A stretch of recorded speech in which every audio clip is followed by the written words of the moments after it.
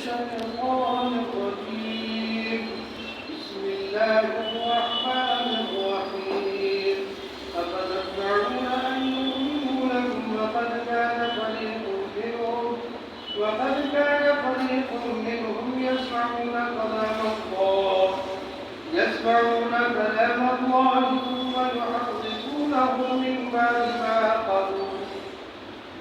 قالوه وهم يعلمون وإذا لقوا الذين آمنوا قالوا آمنا وإذا خلا بعضهم إلى بعض قالوا وتحدثونهم بما فتح الله عليكم ليحاجوكم به عند ربكم أفلا تعقلون أولا يعلمون أن الله يعلم ما يسرون وما يعلنون. پچھلی آیات سے بنی اسرائیل کا تذکرہ چلتا رہا. آخر میں اللہ تبارک و تعالیٰ نے ان پر انعامات دیے.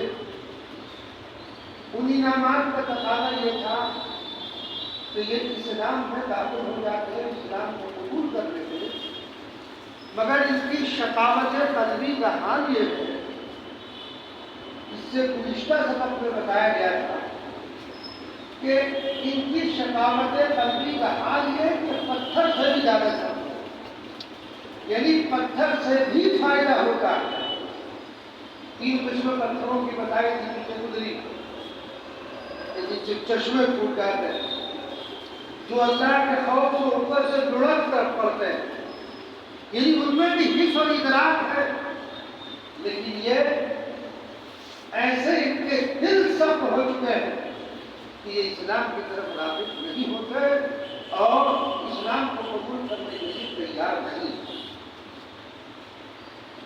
تو نبی اللہ تبارک و تعالیٰ ان کی شقاوت قلبی کو ذکر کرنے کے بعد, دل کی سختی کو ذکر کرنے کے بعد, اب اہل ایمان یعنی صحابہ کرام رضی اللہ عنہم اجمعین کو اللہ تبارک و تعالیٰ خطاب کر کے فرماتے ہیں کہ تمہاری کوششیں ان میں ایمان لانے کی کہ آپ دن رات کوششیں کر رہے ہیں اور اس فکر میں رہتے ہیں کہ کسی طرح یہ یہود مدینہ ایمان لے آئے, اسلام قبول کر لیں.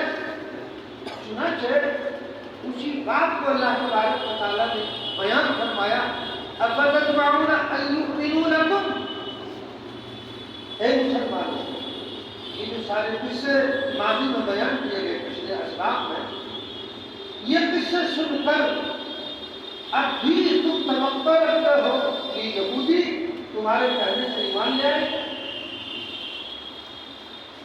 اب بھی توقع رکھتے ہو کہ ایمان میں داخل ہو جائیں گے, ایمان لے آئیں گے؟ جو لوگ ایسے بے باک اور اغراض نفسانیہ کے اسیر ہو, وہ کسی کے کہنے سے تب باز آ سکتے ہیں, ایمان میں داخل ہو سکتے ہیں, نصیحت کو سن سکتے ہیں؟ نہیں, نصیحت کو نہیں سنیں گے. کیوں؟ ان کی شقاوت قلبی, دل کا سخت ہونا, یعنی ان کے قلوب اس درجے سخت ہو چکے ہیں, اس درجے سخت ہو چکے ہیں کہ اب ان سے ایمان کی توقع بیکار ہے. ان یہود میں 5 گروہ, ان 5 گروہوں میں ایک گروہ ان کے علماء اور رہبان کا, ان کا کام کیا ہے اس کو بھی اللہ تبارک و تعالیٰ نے بیان کیا کہ ان کا کام تحریف کرنا, ان کا کام تحریف کرنا. چنانچہ توریت میں نبی کریم صلی اللہ علیہ وسلم کا تذکرہ موجود ہے. حضور پاک علیہ السلام کا نام آپ کے اوصاف تک کا تذکرہ کیا گیا, لیکن یہ علماء یہود چھپا دیتے. ان میں دو بیماریاں بہت تھیں یہود میں. ایک نمبر ہے یہ تحریف کرتے تھے اور نمبر دو کتمان حق کو چھپا دیتے تھے. رسول اللہ صلی اللہ علیہ وسلم کا جہاں تذکرہ اس کو غائب کر دیا, اس کو ہٹا دیتے تھے. چنانچہ میں نے پہلے بھی سنایا مشکات کی روایت نبی کریم صلی اللہ علیہ وسلم کے پاس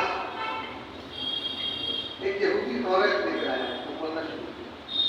حضرت عبداللہ بن سلام رضی اللہ تعالیٰ عنہ جو پہلے یہودی تھے اسلام لے تھے عورت کے ہاتھ میں. چنانچہ اللہ کے رسول صلی اللہ علیہ وسلم کے سامنے عورت پڑ رہا ہے اور جب آپ کا تذکرہ آیا تو ہاتھ رکھ دیا. حضرت عبداللہ بن سلام رضی اللہ تعالیٰ عنہ اٹھے اور کہا اے اللہ کے دشمن ہاتھ ہٹا, یہ پڑھیے کیا ہے. وہاں حضور کا تذکرہ تھا,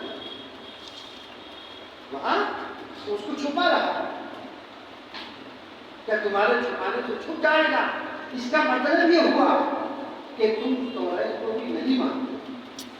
اگر تم توریت کو مانتے اور تمہارا ایمان توریت پر ہوتا تو یقیناً تم رسول اللہ صلی اللہ علیہ وسلم کو بھی مانتے. اس لیے تم توریت کے کچھ حصے پر ایمان لائے, کچھ حصے پر ایمان نہیں رکھتے. اور ظاہر بات ہے کہ جو آدمی توریت کو بھی نہ مانے, توریت کو ایک جز کو نہ مانے, جس طرح اگر کوئی آدمی قرآن کا کہتا ہے میں پورے قرآن کو مانتا ہوں سورہ فاتحہ کو نہیں مانتا تو وہ مومن ہوگا. وہ کہے کہ پوری توریت کو مانتا ہوں لیکن رسول اللہ صلی اللہ علیہ وسلم کا تذکرہ جہاں پر موجود ہے وہ اس کو نہیں مانتا, ظاہر بات ہے کہ وہ مومن تھا, اس کا ایمان توریت پر بھی نہیں ہے. گویا کہ یہ دھوکہ دے رہے ہیں. یہ کہہ کر کہ ہم یہودی ہیں, ہم حضرت موسیٰ علیہ السلام کو ماننے والے نہیں, ماننے والے نہیں ہیں. اگر ماننے والے ہوتے تو توریت پر تمہارا ایمان کیوں نہیں؟ تو اس لیے پہلا جو گروہ ہے وہ ہے علماء اور رہبان کا, جو مذہبی پیشوا ہوتے ہیں, جو درویش ہوتے ہیں, وہ کیا کرتے ہیں؟ وہ تحریف کر دیتے ہیں. وقد كان فريق منهم, ایک فریق پہلے فریق کا تذکرہ ہے. وقد كان فريق منهم يسمعون كلام الله, حالانکہ ان میں کچھ لوگ ایسے گزرے ہیں کہ اللہ کا کلام سنتے, يسمعون كلام الله ثم يحرفونه, پھر کیا کرتے تھے؟ پھر اس میں کچھ نہ کچھ کر ڈالتے تھے, یعنی اس میں تحریف کر دیتے تھے. ثم يحرفونه من بعد ما عقلوه وهم يعلمون. اور مزے کی بات کیا ہے؟ اللہ کو پاس مزے کی بات یہ ہے یہ تحریف تو کرتے ہی تھے, اس کو سمجھنے کے باوجود جانتے نہیں بات, ان کو اس بات کا علم تھا لیکن علم ہونے کے باوجود جو اس کو غائب کر دیتے تھے, جو اس کو غائب کر دیتے تھے, تعریف کرتے تھے. یہ رہبان کا کام تھا. ثم يحرفونه من بعد ما عقلوه وهم يعلمون, جانتے تھے اور جاننے کے باوجود یہ ایسا کر رہے ہیں. ظاہر بات ہے ایک آدمی جان بوجھ کر کوئی غلط کام کر رہا تو کتنا بڑا ہوگا, یہ اس گناہ کو بنا. اس لیے کبھی یہودی کا اعتراف کرتے ہیں, کبھی ہاں یہ مسلمانوں کا قوم کا کبھی ہو سکتا ہے. اور یہ دشمنی آج سے نہیں ہے جو اس پورے زمین پر آج یہود موجود ہے, نہیں, یہ پہلے سے رسول اللہ صلی اللہ علیہ وسلم کے دور سے ہی دشمنی رکھتے ہیں. تو ثم يحرفونه پہلے فریق کا تذکرہ ہے, ثم يحرفونه من بعد ما عقلوه وهم يعلمون. تو رہبان کو دوسرا جو وہ تھا منافقین یہود کا, اس کا تذکرہ پہلے رکوع میں گزر چکا. الف لام میم شروع ہوتا ہے. اللہ تبارک و تعالیٰ نے وہ مومنین کی صفات بیان فرمائی, خالص مومنین کا تذکرہ کیا, ان الذین کفروا سے ان خالص کافرین کا تذکرہ کیا, اور پھر ومن الناس من یقول آمنا باللہ, جہاں سے منافقین کا ذکر ہے. پورا رکوع منافقین. یہ منافقین یہود کا جو گروہ تھا, ہم نے یہ بات پہلے بتائی. نبی کریم صلی اللہ علیہ وسلم مکہ المکرمہ میں جب تک رہے وہاں منافقین نہیں تھے. جب آپ ہجرت کر کے مدینہ المنورہ تشریف لائے تو ان منافقین کے گروہ سے آپ کا واسطہ مدینہ آ گیا. یہ مدینہ میں ہے. تیسرا گروہ ان ان پڑھ جاہلوں کا تھا جو اپنے بڑوں کی بتائی ہوئی بات پر ایمان رکھتے ہیں.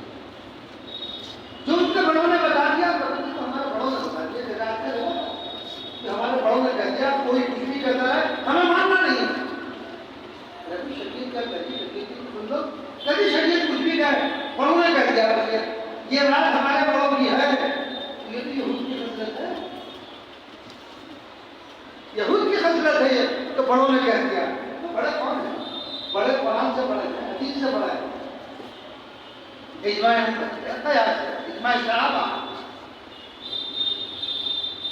ان کا حال یہ تھا کہ جو ان کے بڑوں نے بات بتا دی اس پر یہ ایمان رکھتے تھے, اس سے آگے نہیں.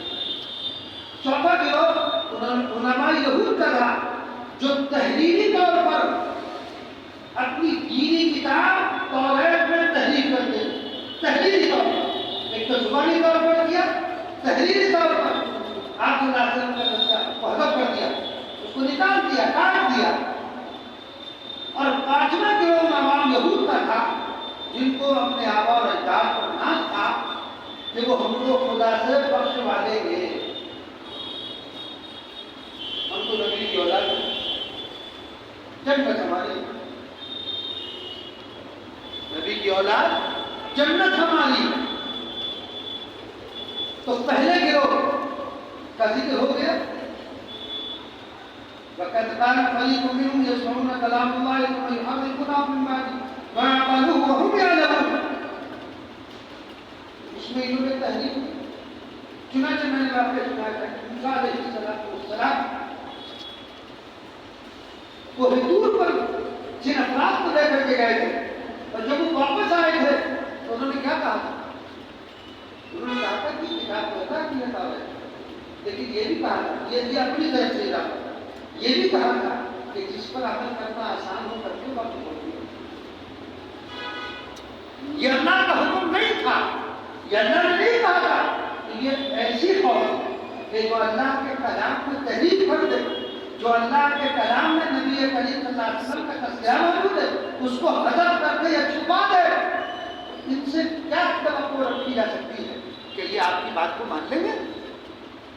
جو تحریف کر سکتا ہے, جو توریت میں تحریف کر دے, توریت میں قتل موت کر دے, توریت میں حد کو اضافہ کر دے, اللہ کی کتاب کے اندر حد کو اضافہ کر رہا ہے, تم اس سے کیسے توقع رکھتے ہو کہ ایمان لیا ہے؟ یہ مان لانے والے نہیں.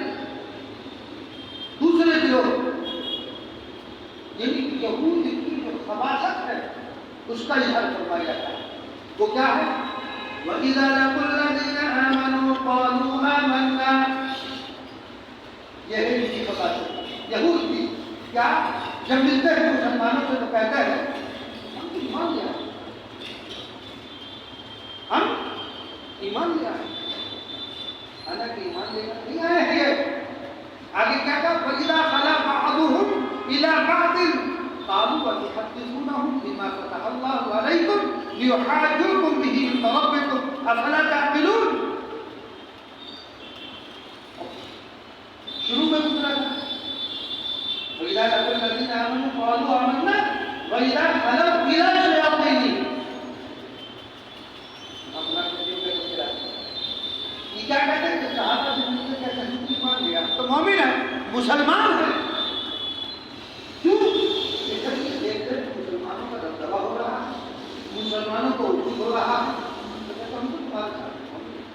ایمان لے رہا. لیکن جب یہ اپنے شیاطین کے ساتھ شروع میں گزرا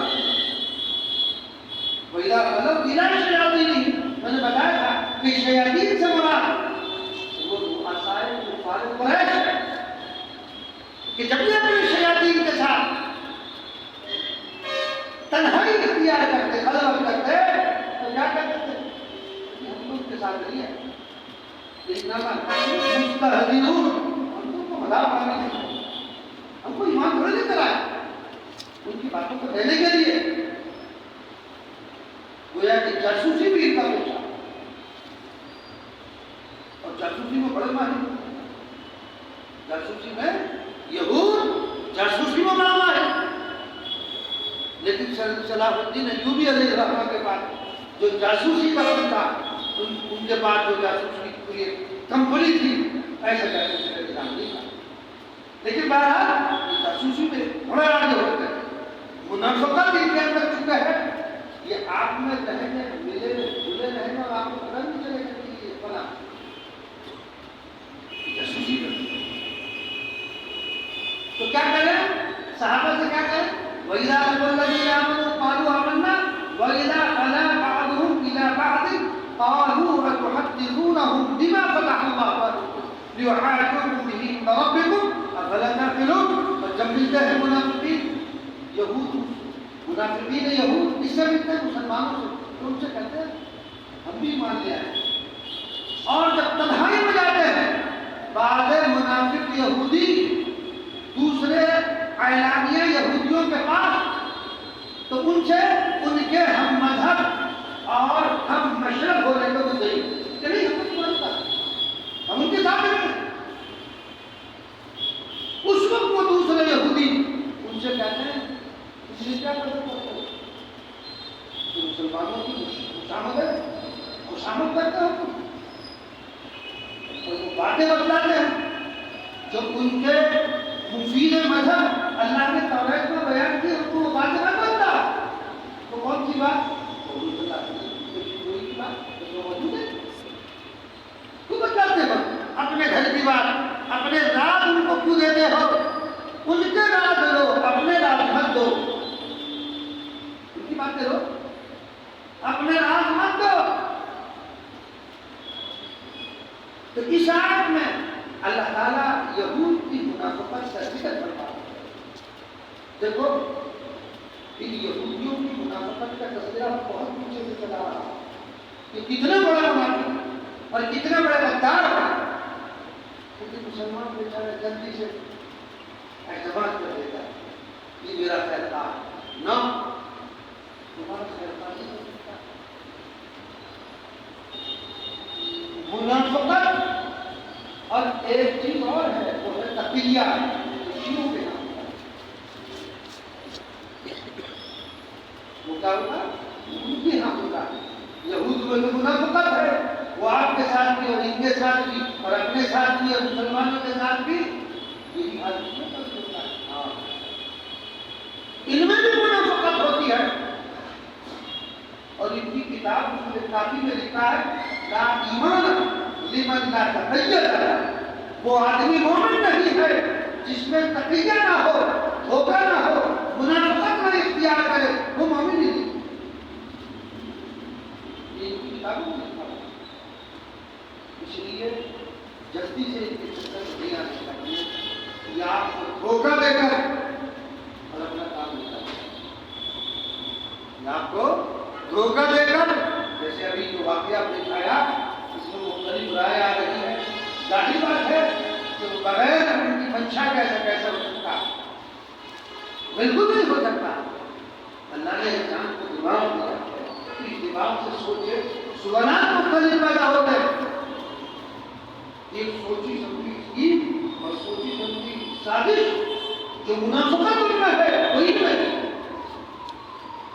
تو اس لیے جلدی سے اعتبار کسی کا نہ کیا کرو. تو یہ منافقوں کا حال کیا ہے؟ مسلمانوں سے ملتے جلتے تو مسلمانوں کو خوشامد اپنے ایمان اسلام کی سچائی بتاتے ہیں. اور جو توریت میں رسول اللہ صلی اللہ علیہ وسلم مصالح بشارت پیشن گوئیاں علامت آئی تھی بیان کرتے، اس پر ان کے علماء اور سردار ان کو ملامت کرتے، یہ کیا کرتے اپنے رات نہ دے وہ پھر ہمارے مذہب کو جھوٹا کہیں، پھر وہ ہمارے خلاف کسی چیز کو حجت بنائیں، اپنے رات ان کو دے رہے، ان کو علماء بھی ان کے سردار بھی یہ بات کہتے ہیں ان کو ایسا مت کرو، یہ بے وقوفی کا کام مت کرو، اپنا علم ان کو مت دو، اپنی کتاب میں سے مسلمانوں کو کچھ مت دو، ان کو کچھ مت بدلاؤ، اپنی بات بتاؤ، ان کے متعلق جو بات ہے وہ اس کا تذکرہ ختم مت کرو۔ یہ جو ہے ان کا رویہ اور ظاہر بات ہے حضرات صحابہ کرام رضی اللہ تعالیٰ عنہ اسی کوشش میں یہ ایمان لیا۔ اچھا یہ جو ایسا کرتے ہیں تو ان کے آبا اور اجداد ہے، نبی کریم صلی اللہ علیہ وسلم کے زمانے میں جو حکم ہوتی ہے گویا کہ اگر جو ان کے آبا اور اجداد نے کیا یہ اسی روش پر ہے تو اس کا مطلب یہ ہے کہ اس سے راضی ہے، یہ بھی اسی مقام بھائی اچھا میرے ماں باپ آبا اور اجداد یہ غلط کام کرنے میں کہتا ہوں غلط ہے، اب تو بات سمجھ آئی ہے۔ اب میں کہتا ہوں کہ میرا آبا اور اجداد نے جو کیا ہے وہ صحیح ہے، وہ اس کو غلط کہنے کے لیے تیار نہیں، تو اس کا مطلب یہ ہے کہ انہوں نے کیا یہ اس سے متفق یہ بھی نہیں ہو سکتا، اس پر اعتبار کیسے کیا جا سکتا۔ آگے اللہ تبارک و تعالیٰ ان منافقین اور ان ملامت گروہ کی حماقت پر تنبیہ فرماتے ہیں، کیا فرمایا اللہ تعالیٰ اولا یعلمون ان اللہ یعلم ما یسرون وما یعلنون، کیا ان کو اس کا علم نہیں ہے کہ حق تبارک و تعالیٰ کو سب خبر ہے ان چیزوں کو بھی جس کو وہ مخفی رکھتے ہیں اور ان چیزوں کو بھی جن کا وہ اظہار کر لیتے ہیں، اللہ کو معلوم نہیں۔ تم یہ جو کہہ رہے ہو نا اپنے راز کھل رہے ہو، چھپا کر رکھو، ان کو مت بتاؤ، اللہ بھی جانتا ہے جو چیز ظاہر ہے اللہ اس کو بھی جانتا ہے، اور جس چیز کو تم چھپانے کے لیے کہہ رہے ہو اللہ اس کو بھی واقف ہے، اللہ سے تھوڑی چھپا سکتے ہو، اللہ سے نہیں چھپایا جا سکتا۔ یہ تو تمہارا یہ کہنا کہ ان مسلمانوں کو اپنے راز مت دو، اپنے راز کی بات مت بتلاؤ، تو ٹھیک ہے نہیں بتلاتے تو کیا اللہ کو معلوم نہیں ہے؟ اللہ کو بھی دھوکہ دے دو، اللہ کو دھوکہ نہیں دیا جا سکتا ہے۔ اللہ تبارک و تعالیٰ جو ظاہر ہے اس کو تو جانتا ہی ہے، جو چھپی ہوئی ہے اس کو بھی جانتا ہے، اور خدا قدوس کا علم اتنا وسیع کہ جو چیز چھپی ہوئی ہے جو ہماری نگاہوں سے ہوتے رہے ہم اس کو نہیں جانتے، اللہ اس کو جانتا ہے۔ اللہ کے لیے وہ ایسی ہے جیسے ہمارے لیے کوئی ظاہر چیز ہے، یہ پنکھا چل رہا ہے ہم دیکھ رہے کہہ رہے پنکھا ہے نا، لیکن اس چھت کے اوپر کیا ہے ہمیں معلوم نہیں، تو جس طرح ہم پنکھے کو دیکھ رہے ہیں جو چیزیں چھپی ہوئی ہے ہمارے لیے جو چیز ظاہر ہے اللہ کے لیے چھپی ہوئی ویسی ہے، اتنا وسیع ہے اس کے علم کو کوئی نہیں پہنچ سکتا ہے۔ لہذا اے یہود و نصارا تم ایمان لے آؤ نبی کریم صلی اللہ علیہ وسلم پر اور آپ کی شریعت کو قبول کر لو، آپ کی شریعت کو مان لو، آپ کو نبی مان تسلیم کر لو، اور تسلیم کرنے کے بعد تمہارے لیے دنیا میں بھی اور پھر آخرت میں تو ہے ہی انشاءاللہ راحت ہی راحت۔ مدنی نبی کریم صلی اللہ علیہ وسلم پر ایمان لائے ہیں، لیکن ان کی جو خصلتیں آج بھی جو یہود موجود ہے زمین پر آپ کو دیکھتے ہیں وہ جو خصلتیں بیان کی گئی ہیں وہ دو ہاتھ آگے تو ملے اتنی شریف ملے، اس لیے یہود پر کبھی اعتبار نہ کرنا، یہود پر کبھی اعتبار نہ کرنا، یہ تمہارا کبھی نہیں ہو سکتا۔ ارے جو رسول اللہ صلی اللہ علیہ وسلم کا نام ہوا، جو صحابہ کا نام ہوا، وہ آپ کا اور میرا کیسے ہو سکتا ہے؟ بدیہی سی بات ہے، موٹی بات ہے کہ رسول اللہ صلی اللہ علیہ وسلم جو پوری کائنات کے لیے جن کو خیر ہی خیر بنا کر بھیجا گیا، جن کو صلاح فلاحی سے نوازا گیا، جو ان کی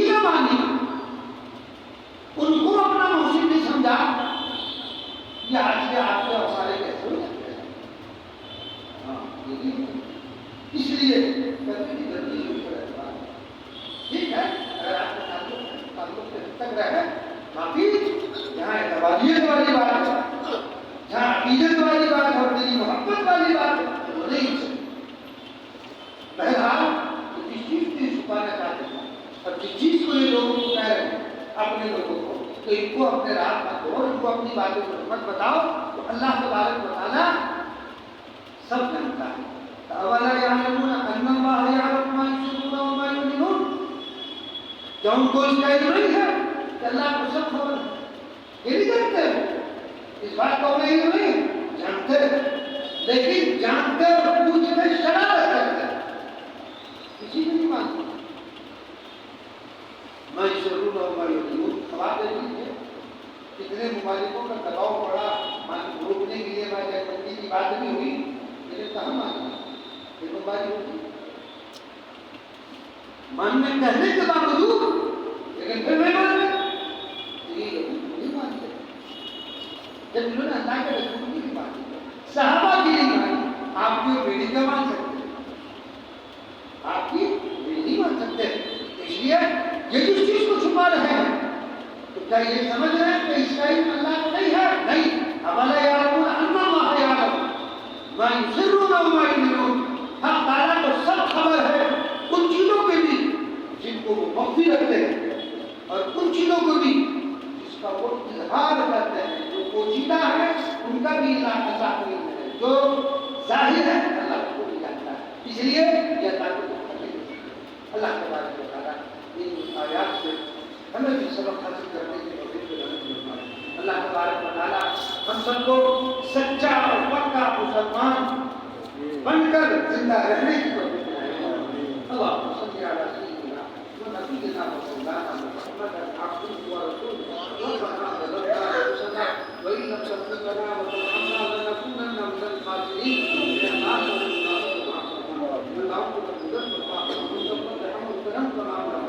عافیت و سلامتی کا معاملہ کرنا.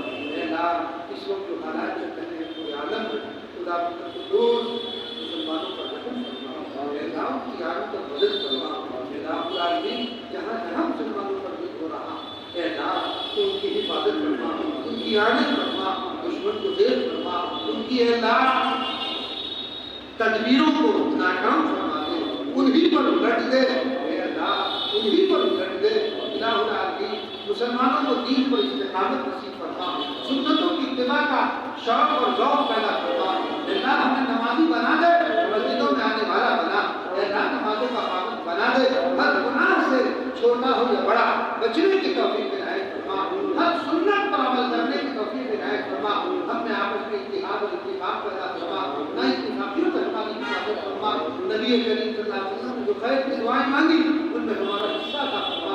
اور جن شروع سے بنا چاہیے ہم بھی بنا چاہتے ہیں ان تمام سے ہماری حفاظت فرما, اور ان قوم کو